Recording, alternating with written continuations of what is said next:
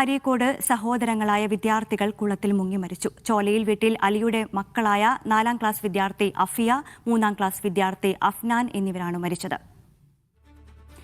ജംഷീർ കൊടിഞ്ഞി മലപ്പുറത്ത് നിന്നും കൂടുതൽ വിശദാംശങ്ങൾ നൽകാനുണ്ട്. ജംഷീർ, വലിയ ദാരുണമായൊരു സംഭവമാണ്. എങ്ങനെയാണ് ഈ ഒരു അപകടം ഉണ്ടായത്?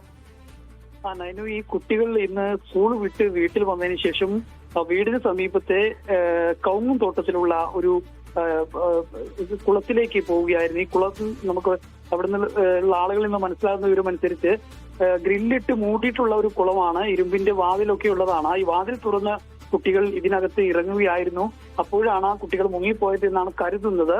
അതേസമയം തന്നെ ഈ കുട്ടികൾ വീട്ടിൽ നിന്ന് പോയി പിന്നീട് തിരിച്ചു വരാതിനെ തുടർന്ന് വീട്ടുകാർ നടത്തിയ തിരച്ചിലാണ് ഈ കുട്ടികളെ കണ്ടത്. ഈ സമയം ഈ വൈകുന്നേര സമയമായതിനെ തന്നെ ഈ വീട്ടിൽ ഉമ്മ മാത്രമാണ് ഉണ്ടായിരുന്നതെന്നാണ് വിവരം. തുടർന്ന് ഈ കുട്ടികൾ തിരിച്ചു വരാത്തതിനെ തുടർന്ന് വീട്ടുകാരെല്ലാം തന്നെ നടത്തിയ തിരച്ചിലിനൊടുവിലാണ് ഈ കുട്ടികളെ കിണറ്റിൽ നിന്ന് കിട്ടിയത്. ആദ്യം ഇവിടെ ചെരുപ്പും വസ്ത്രങ്ങളെല്ലാം തന്നെ കുളത്തിന്റെ ഭാഗത്ത് ഉണ്ടായിരുന്നു. തുടർന്ന് നടത്തിയ പരിശോധനയിലാണ് ഈ കുട്ടികളെ കണ്ടെത്തിയിരിക്കുന്നത്. ഏതായാലും ഒരേ വീട്ടിൽ നിന്നുള്ള സഹോദരങ്ങളായ കുട്ടികളാണ് മരണപ്പെട്ടിരിക്കുന്നത്. കുട്ടികളുടെ മൃതദേഹം ഇപ്പോൾ മഞ്ചേരി മെഡിക്കൽ കോളേജിലേക്ക് മാറ്റിയിട്ടുണ്ട്.